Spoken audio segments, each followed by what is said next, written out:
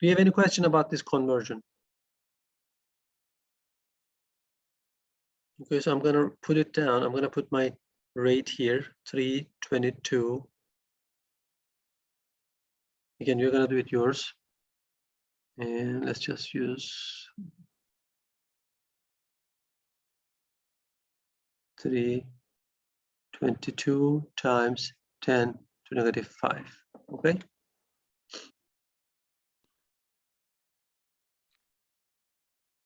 And I'm going to give you a couple more minutes. And again, I'm not going to do all of them here, but you got the idea, right? Every time you're just going to change the numerator, right? So numerator here is going to be this one for second run, third run, and fourth run. And everything else is going to be staying the same, except the fourth one, the temperature, right? This is important because we decrease the temperature to, this is so large, I need to get a little thinner, right? Make sure you get right, because again, whatever the temperature here, that's the only thing that's going to change. Other than that, you're just going to change the pressure. All right, I'm going to give you a couple minutes, and I'm just going to write it down here, whatever I have for the other runs, okay? And then in the meantime, again, these are just hypothetical numbers. Yours can be different. It's totally fine. And so for the second one, I'm going to use actually a blue color.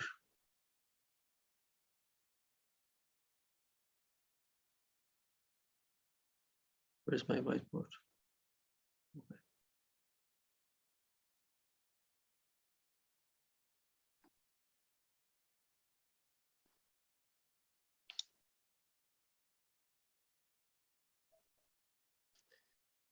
All right. How's everybody doing? Good? We're good. You have any questions, everybody? I guess everybody's good. As long as Michaela is good. Right? Yeah, I'm good. I'm good too. All right, Michaela. I'm good. All right. That's what we want to hear, right? Okay, so again, I'm just going to fill this out. These are, again, I did this calculation with this hypothetical number. So I got one, let's just make it thinner. I get 1.59 times 10 to the negative fifth, okay? Let's just zoom in, because we don't have that much space. And then the second one, let's use a red one. I got 3. Oh, this is so big too. 3.23 times 10 to the negative 5. And finally, for the red one, I'm gonna go to my black color. I get 1.75 times 10 to the negative 5. Again, if your number is not close to this number, it's okay, okay? I'm not gonna look at the real data, but I'm gonna look at how you did your calculations, okay? So again, you don't have to worry about your data point that much. Let's write it down. This is a little neat. Oops. This one was 159, right? 159. Okay. So now we are good for mole over liter, right? So I'm gonna move on to the next calculation. Okay. So now we have to fill this out, right? Because we know what we have for the hydrogen peroxide. We know how much we use, and that's actually on the second page or third page, which I have it here.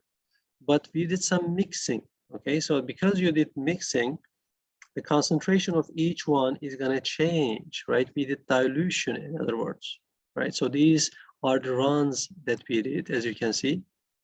And you know the initial concentration of the hydrogen peroxide, which is 0.88 molar for hydrogen peroxide and 0.5 molar for potassium iodide, right? Again, this is the iodine is coming from the potassium iodide. So there's no way that's going to come somewhere else. So once you mix it, right, the concentration is for the first run. Let's pick up the first run here. And let's do for the maybe we can do the H2O on the left side and the Ki on the right side. Okay.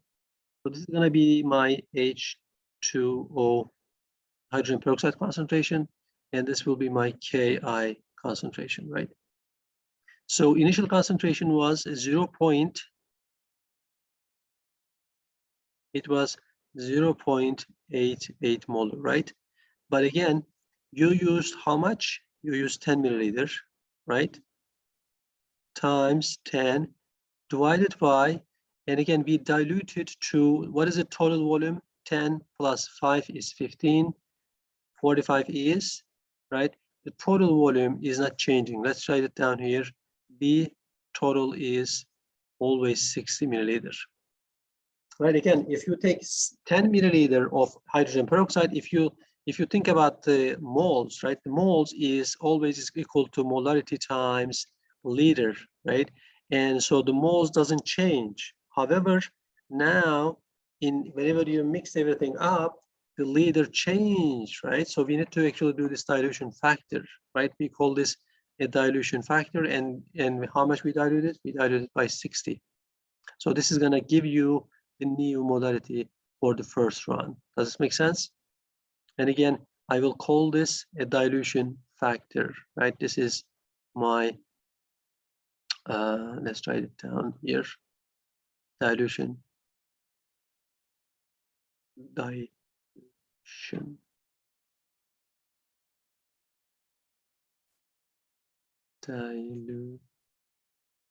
factor.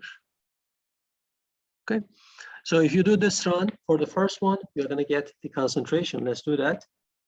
I haven't done that. 0.88 times 10 divided by 60. What? I messed it up. 0.88 times 10 divided by 60. Okay, so I got 0. I'm not going to be like doing, maybe I can do, well, we have 2 digits here, so let's just keep it for 2 digits, okay? I have only 2 significant figures here, right? And so I'm just going to keep it at 2 significant figures. So I got 0.15 molar. I'm not sure what you got. Did you get 0.15? Everyone? Did you get 0.15? Okay, so here after mixing is going to be 0.15 molar, right? Again, it's not going to be 0.88. So let's do a second run, and the second run is right here now. And second run, you're going to do the same thing. You're going to take 0.88 times, how much peroxide did you use? 5. Divided by, what is the total volume? 60. That's going to be your new concentration, right? So let's do that. 0.88 times 5 divided by 60, and I got 0.07. All right, everybody's following me, right? And this one is going to be the same thing, as you can see, because you use 5 milliliters and the total volume is again 60, nothing changed, right? Everybody's with me, right? So it's going to be 0.07. And finally, this one is going to be same as the first one because you use 10 milliliter, which is exactly this one. So I'm just going to write down as that one. And let's keep up the same color so that we can keep track. So this is 0.07. This one is 0.07, right? And I'm going to use, sorry, 0.07. And finally, the first one is going to be as last one, right? 0.15. Did everybody get these numbers correct? Josie, are you with me? Got it. All right, very good. So you're gonna do the same thing, right? Same thing for the Ki on the other hand. And again, Ki, same thing. What's the molarity? It's gonna be again 0.5 molar, right? This is what I have here. And so 0.5 molar. How much did you use for the first one? Okay, first one we use 5 milliliters divided by again 60, right? So this will give you the number of the I concentration. So let's do that. 0.5 times 5 is equal to that divided by 60 is 0.04 I got. Let's get a little space there. Okay, so I got 0.04. Did everybody get 0.04? 0.041666. Okay, very good. Let's just keep it like a 2 decimal point because, I mean, technically we have one significant figure here, so that should be good. And the second one is going to be the same as the first one, right? Because we are using the same. So this will be, let's pick up the blue one. It's going to be 0.04. Very good. And this one is going to be different, obviously, because we use 10 milliliters. And so 10 milliliters, sorry, 0.5 molar times 10. I'm mixing up everything, okay? So again, this is the concentration again, 0.5. I got 0.083. Okay, let's see if we get it right. Divided by 60, right? And what is it? What is the number is going to be? 0.083. Divided by 6. Okay, good. So we got, let's pick up a red color, 0.08, right? Very good. And finally, the last one is going to be the first one as the, right? Because we are using 5 milliliters. So it's going to be 0.04. All right. All right. So we are actually had a good start now. And so I can now move everything back to here. All right. So now here comes the, can I erase this part, by the way? I can erase it, right? Yeah. You can erase it. Thank you. I like using this whiteboard, by the way. This is my favorite. See, we could do this every single week if you want to, but you need to do some chemistry, right?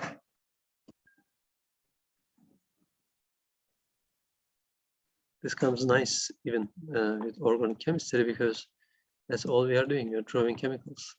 All right. So now you probably learn about the rate law, right? And so what we're going to do here is, and again, we are mixing, we are trying to find, right? If I want to write down the rate law is equal to K times the hydrogen peroxide concentration times the iodine concentration. And we want to find out what is the order of this reaction with respect to peroxide and with respect to iodine, right? And we want to try to find this X and Y so that we understand what is the rate law. Okay, is it like first order, second order? And again, you cannot, sometimes students think that, oh, this is the coefficient from here and here. No. And again, the only way that you can find the X and Y is experimentally. And that's exactly what we are doing, right? Other than that, you cannot really find X and Y. So what we're going to do here is we're going to look at these data.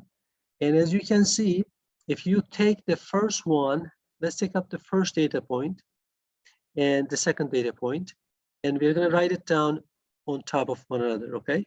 So let's write the first one. And again, in the first one, the rate is, I have the rate here, right? Which is 3.22 times 10 to the negative 5 equal to K, again, we don't know the K, times, we know the concentration of the hydrogen peroxide, which is 0.15, right? And we don't know the X yet. And we know the concentration of the iodine, which is 0.04, and we don't know the Y yet. Okay, so this is the first one, first run.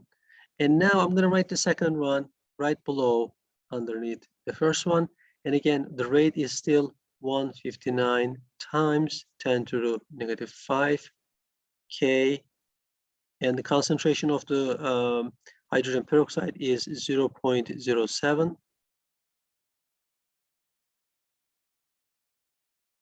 and the I is 0.04. And one of them, again, don't forget to put the X and Y. Okay, so this is again a rate law. And so how can I solve this, right? So if I divide this one to this one like that, right? The first one to the second one, because again, oops, my bad. Okay, so if I divide this, the first one to the second one, what's going to happen here is, because the K is constant, the K is going to be gone, right? K is gone and gone. And now, as you can see here, I did this purposely, right? Because whenever you didn't realize at the beginning, but I did this because what I'm testing here is, while I'm keeping this constant, as you can see, the iodine concentration is constant. Everybody's seeing, right? 0.04, 0.04. But look at the peroxide concentration. I am actually reducing the peroxide concentration by half. And I want to find out how this is going to be changing my rates. That's the whole purpose. Okay. And so if you do this math again, these are the same. So these are canceled out. So instead of having two different variables, now we have only one variables. And that's exactly what we have to do. And we're just going to solve for X here. Okay. And so let's do this math. 10 to negative 5 is gone. 10 to negative 5 is gone. And so if you do this math now, let's grab our calculator. So it's going to be 3.22 divided by 1.59 is equal to, it's about like 2.02 is equal to, and again, if you have, this is a kind of like a math, kind of like algebra now. I don't know what's the exact term, but I know how to do that. If the exponents, right, this is exponent, right? It's called exponent. If the exponent is the same, we can write as this, right? 0.5 divided by 0.07 and X. Okay. So if you do this math, I think you're going to get similar answer divided by 0.07, right? I'm getting actually 2. Sorry.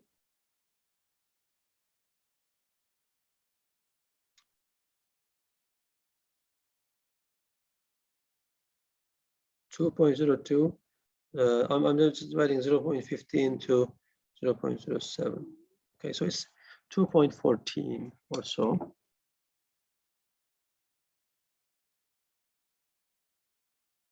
And how can you solve for X here?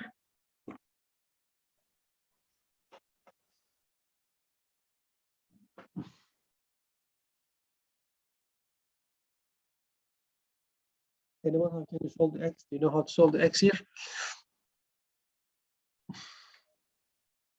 Right, if you actually, again, this is going to be kind of like a pure math, right? From this now on, if you get the log of both sides, okay?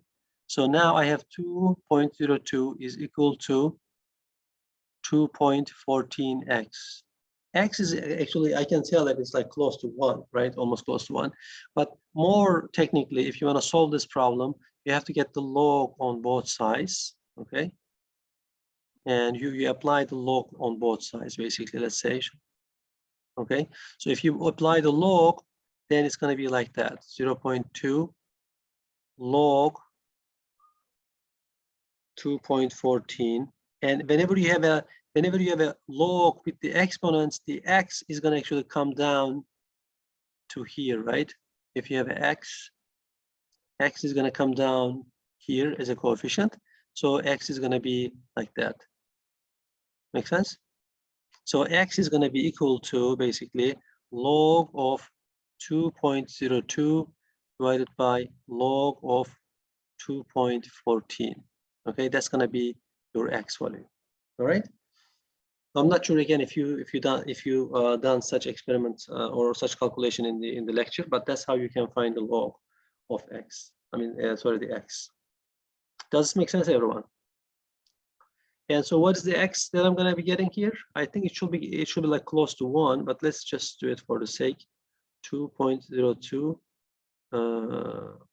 log. Okay. So I got 0.35 something divided by 2.14 log. Yep. 0.33 something. So again, if you divide this by 0.305, yep, so I'm getting exactly 0.92. Okay. And so what you have to do here then, if you don't get an integer number, like in this case, again, we get 0.9, right? And again, this is an experiment. And in the experiment, this is not like doing a, chemistry on your paper. Whenever you do chemistry on your paper, everything works perfectly, right? But in real life, nothing works perfectly. You're gonna have some off numbers. And again, here, you don't get exactly the number that we want. So you have to round down or round up to the closest integer. So in this case, it's actually closer to 1. So I'm going to round up to 1, right? So my x here then is going to be 1. Make sense?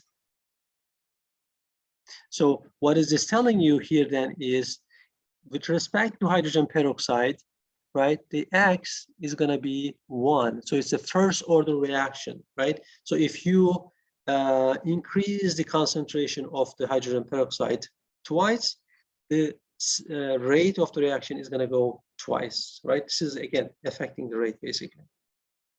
Does this make sense, everyone? Again, the last part might be a little bit confusing to you because this is again poor algebra or calculus. I don't know, whatever you want to name it, but this is how you solve for x, right? You apply the log operation on both sides of the equation, and whenever you do that, the x is going to come down as a coefficient, and that's how you leave the x by alone by dividing both ends with the log of 2.14, and then you get the answer.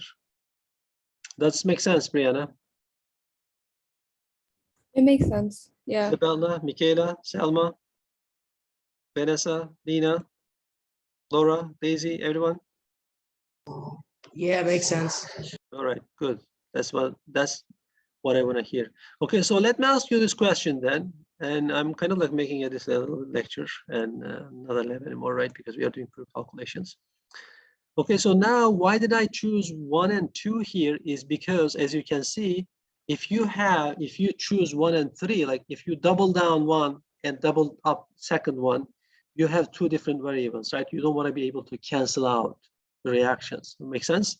You want to leave one of them so that you can cancel out. So here, which one should I pick to find the y? I mean, you can find the y right away because now you know the x, right? You can plug it in, but we don't know the rate law, so we have to do this one again. So which one should I pick now? I'm gonna make it zoom, right? So here, what do you see here? In the second and third, you see the peroxide now is constant, right? But the iodine concentration is doubled up. You see that, right?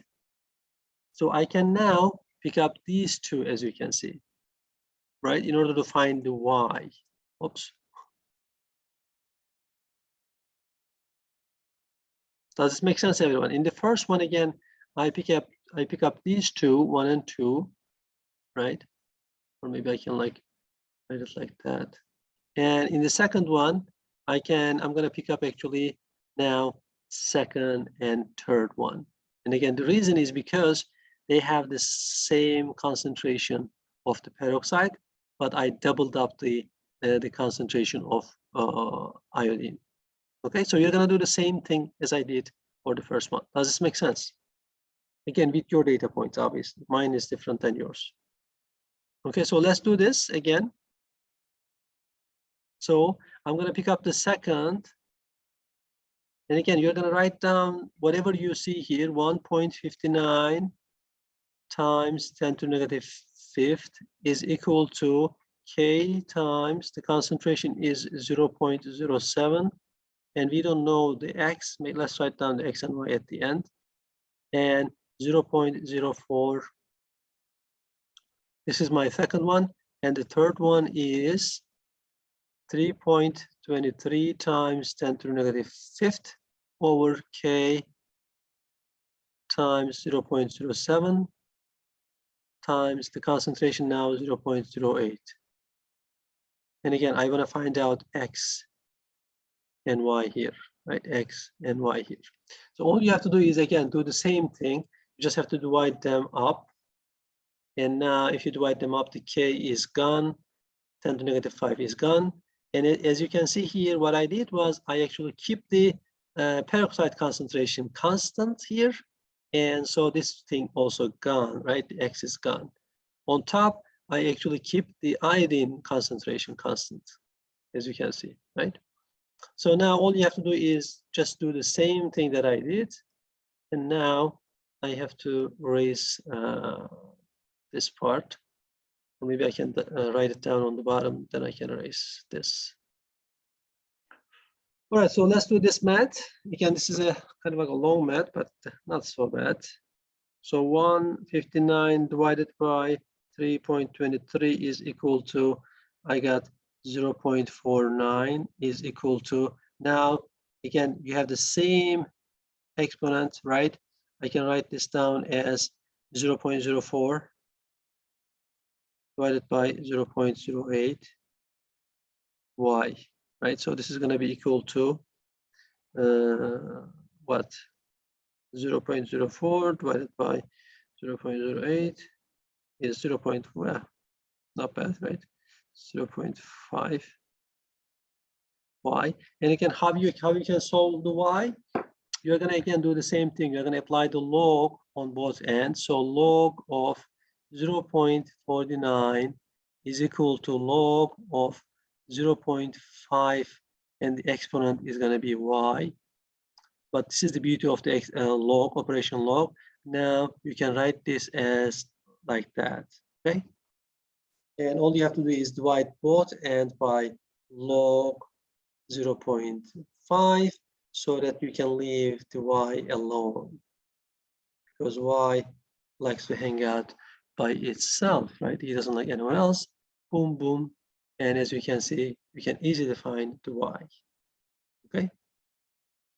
So the y is going to be, I believe it's going to be around like 1, because 0.49 and 0.5 is almost like the same thing, right? So you can do the exact math with your data point. Again, your data point might look different.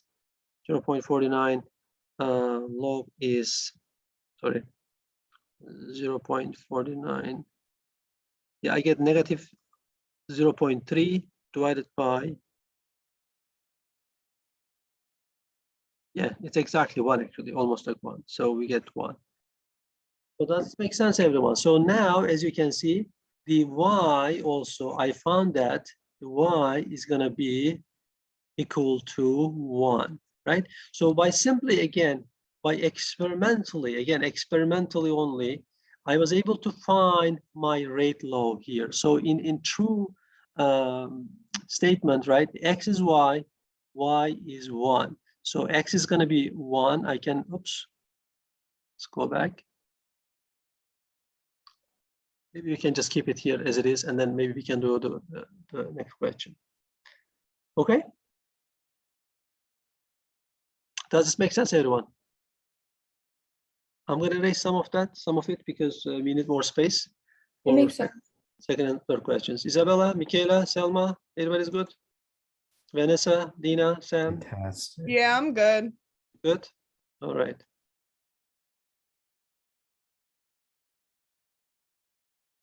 All right, so we found X and Y now, right? So the next question here is calculate the rate constant. Again, rate constant for each one of them, rate constant in the reaction doesn't change, right? Rate constant, hopefully again in your reaction, you're gonna get a very similar results. But now, you can find the rate constant, right? This thing is not getting bigger. Okay.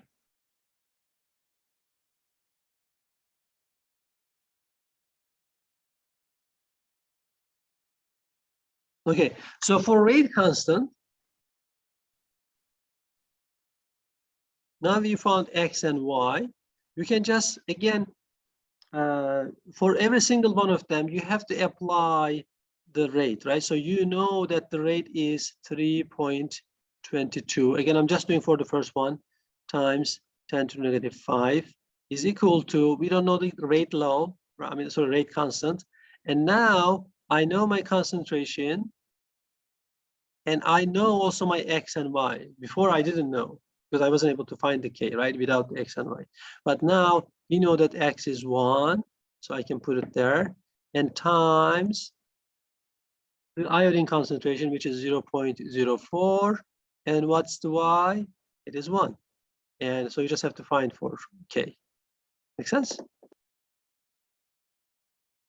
Okay, and then again, the rate is, as far as the unit goes, I forgot to put the unit here, but this will be again mole, right, per liter second. Okay, so the rate it's gonna be the same, more or less the same K. I mean, as far as the unit, sorry, it will be the same unit. Makes sense, right? Again,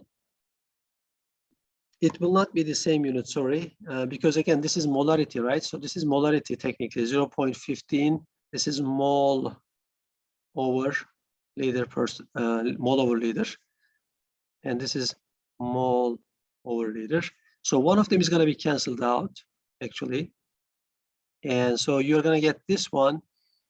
So you do the calculation for and then you just solve for the K for each one of them. Okay.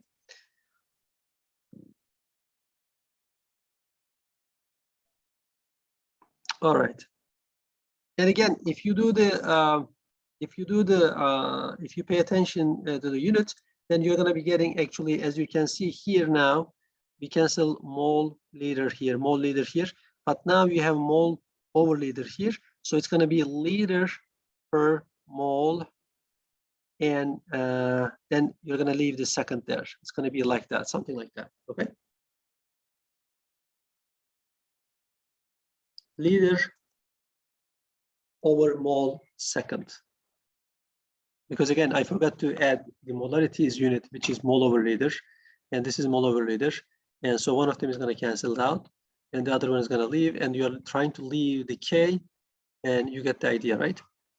If you want, I can show you actually how to get this, but you want me to show you, or? I think we got it. We're good. Okay. All right, very good.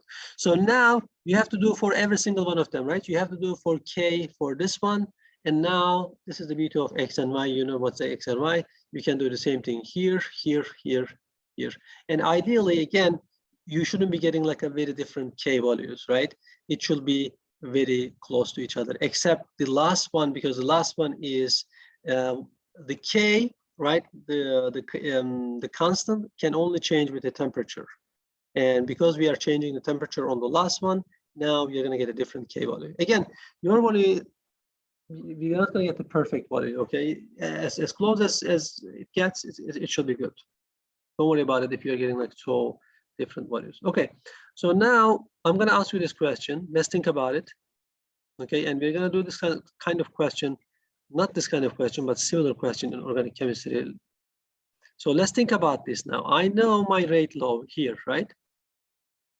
I was able to write my rate law, which is this: K times H2O, hydrogen peroxide.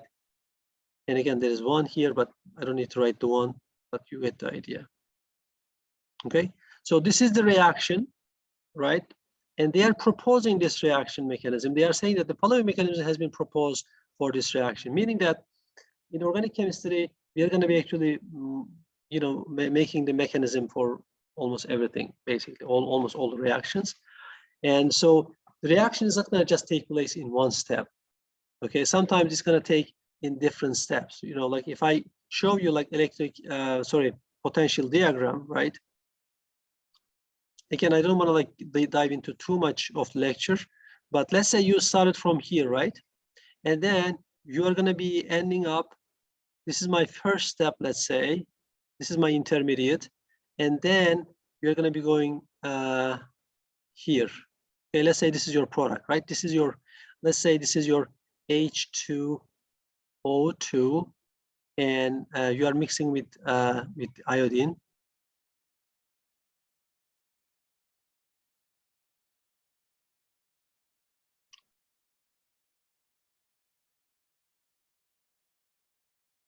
And then again, in order to reach this, right, we need to reach first this place here.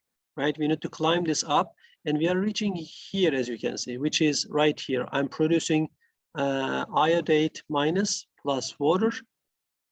And then now the iodate reacts with the hydrogen peroxide so that I can actually reach this place, which is the final product. Again, this may look confusing, but I'm just like trying to explain something here, okay? So you know the rate law here, right? Again, this is the overall reaction. You started from here and ended up here. You think that it's one step, but usually in reaction, you're gonna see many steps. And in this case, we have 2 steps, okay? And so by looking at the rate law, this is your rate law. Can you tell me, and again, this is correct, we are assuming, because this is experimental, what do we find? Which step must be the rate determining step? Do you think this step is going to be rate determining step, or this step will be the rate determining step? Meaning that which one is going to tell how the reaction is going to go faster? Meaning that if this reaction goes faster, do you think that's going to be a faster reaction or smaller reaction? Right, the rate determining step is, if you can think about it, right? If you have like a let's say a pool, and there is something here that goes down, not a pool, but maybe like a beaker, okay? And I have a valve there, and then I have another one like that, right? So again, What the as hell you can kind see, of pool is that? huh? What the hell kind of pool is that? Sorry, I changed my mind. Actually, it's not a pool, but let's say it's a beaker kind of thing, right? Or it's like I don't know what's called, like a maybe bottle, okay? And then there's the valve here, and as you can see, there's a neck here, and there's another neck here. So as you can see, one of the neck is smaller than the other one, right? So the rate determining step is, I'm trying to make an analogy here, Brianna, help me out here, okay? So no matter how you, like if you open both of them at the same time, right? The rate determining step is gonna be this guy here, right? Because the, like how much water you're gonna be dropping from this bottle is gonna be, this valve is gonna be important, right? Because like it doesn't matter how many water here. At the end of the day, this is going to be a thinner neck, and so if that neck is not the water doesn't pass that neck, then you're not going to get any water. I'm not sure if this will be a good analogy, but hopefully it made sense. And again, in the reaction too, right? So one of this step is going to be rate determining step, meaning that this will tell how reaction is going to go faster or slower. So by looking at the rate law, can you tell me which one is the rate determining step? That one. Which one? The one right there. Where? Okay, let's just write 1, 2. Yeah, one. 1? Okay, why, Or Brianna? 2. Why? Or why not? Because that one looks less complicated. No, again, that's not the case, right? Look at your rate law. And rate law is saying that whatever in the rate law, right? Whatever in the rate law, let's say I have something else here. Let's say I have, well, I don't want to make it more complicated, but yeah, let's just keep it simple.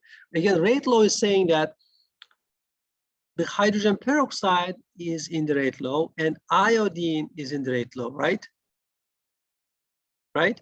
Do we have any in the rate law? Do we have any this guy? I don't know what's the name of this guy, by the way. I think iodide or so. Iodide, I guess. Iodide. Do we have any iodide in the rate law? Do you see any iodide in the rate law? No. No, right? So what is that telling you? Do you think the concentration of this is important? Like if I add this like in 1,000 liter, do you think that's gonna have any effect in the rate? No. No, right? Because again, it's not in the rate law.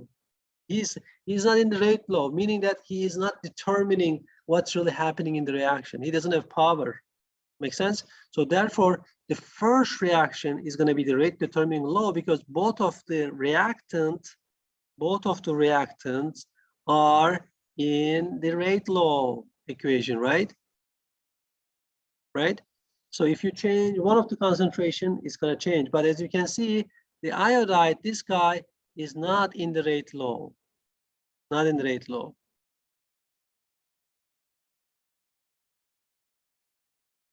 And the rate determining step, you can also understand like this way.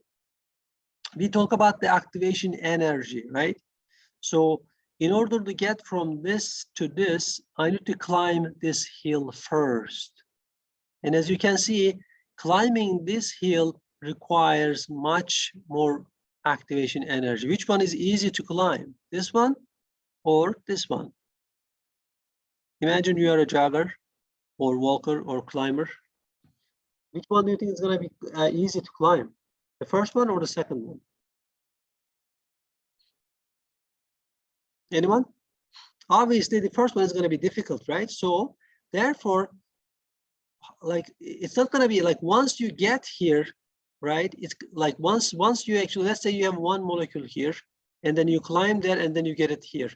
Getting here is going to be much easier. So therefore, this step, the second step, is not going to be rate determining step, because getting the middle here is much more difficult. So that's why this is going to be the rate determining step. In other words, you can tell by looking at the potential energy diagram, or you can look at the rate law. In this case, again, you don't have this data. I just made this up by myself.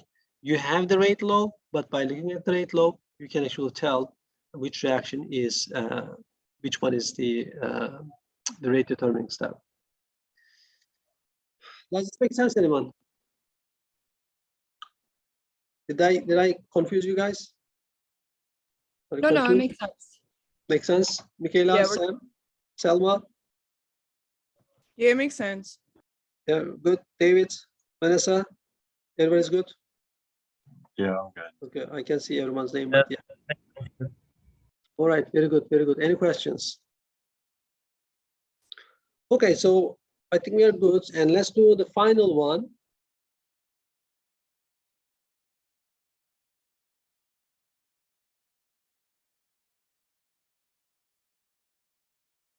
Again, the final one is not so bad, because now you know already, you just have to plug it in, right? You already know the K1 values. Again, I didn't calculate the K1s here, but you did, right? So you already know the K1 by applying this equation, right? Because you know the rate law, you know the what order is the reaction is, first order, second order. So you know the K here, and you know the K there, right? Both of them K.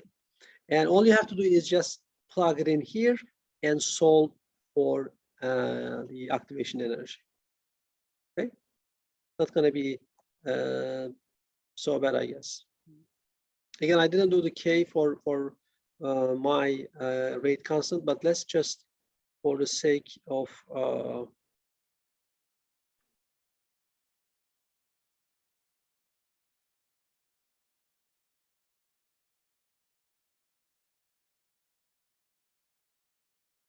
I'm just going to actually, I'm trying to see if I have the data for the first round or the second round. Yeah, I got the first run. It is one. Let me see, actually. Again, I'm just going to show you again. Your data point is going to be different than mine anyway.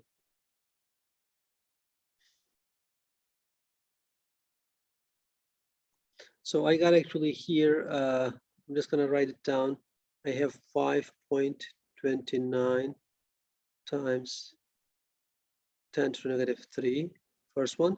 And the last one here is I have 1.4 times 10 to the negative 3, okay? So all you have to do is, again, just plug this in here, right?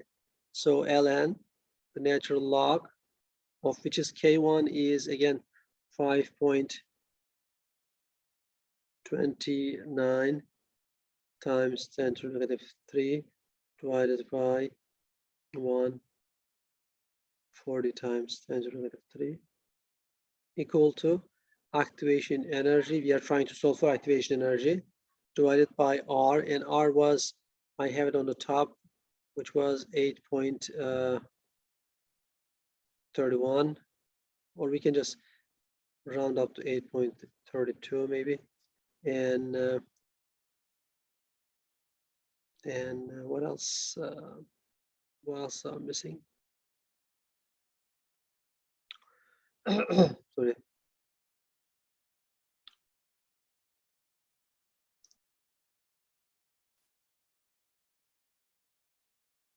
It's going to be actually 314. You can look up the R constant as joule, joule per mole or something like that. Okay, and again, I'm not sure about the unit for this, but we can look it up. And then we're going to be actually doing the T, right? It's very not complicated, and you have to convert this again into Kelvin in this case. And T2 is your second one, right? Which is going to be the first one. Oops. Sorry. And again, if this is your K1, this was my K1, right? This was K2. And in this case, again, we are doing the 1 and 4, right? 1 and 4. And so this will be your second one. Make sense? Right? So it's going to be 1. Sorry. So it's going to be 285 minus 1, 296. Okay.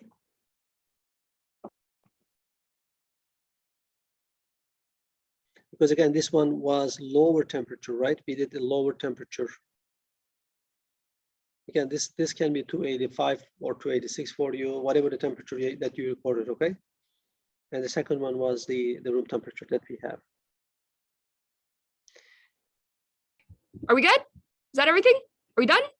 And I know you want to go. So again, if you look at the activation energy, it's going to be right at the end. It's going to be joule per mole, right? The activation energy is going to give you joule per mole. Is there any question here? I think that's the last question, right? All good, all good. Yeah, you want to leave, huh? Is it that obvious? Yeah, it is obvious. Okay. Any other question, everyone? Where did you get the 5.29 to negative third and 1.140 times 10 to the negative This one? third a second? This one, right? Yeah.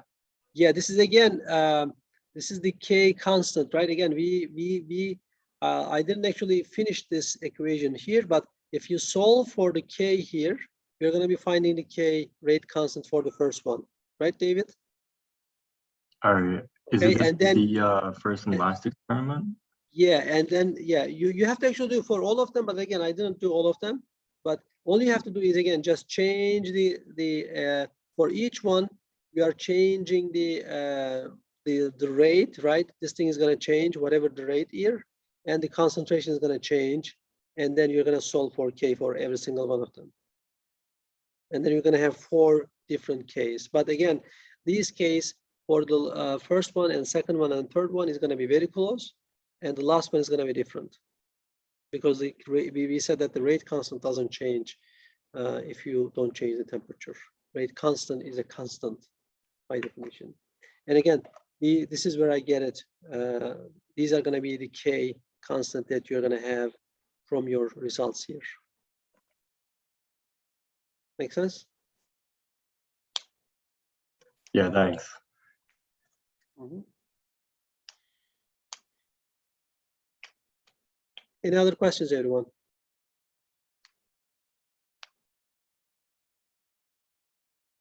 Everybody's good? David, Sam, Brianna, Michaela, I'm okay. Selva, I'm pretty good, sorry, yeah. Isabella, Nina, Vanessa, Laura, Daisy, Josie. Any other question? If it doesn't make sense, just let me know, guys, okay?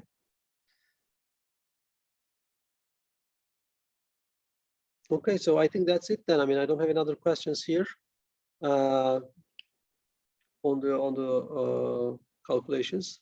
I think there was only 3 questions. All right, so if you don't have any questions, I think I'm going to end the call, and I will see if I can upload this on the what you call it, the models. Usually, I use Teams, but I don't have a team with with the lab because we are not doing any virtual. So that's it then, okay? So let me Would just you be able to email it to me? I don't have access to your Moodle.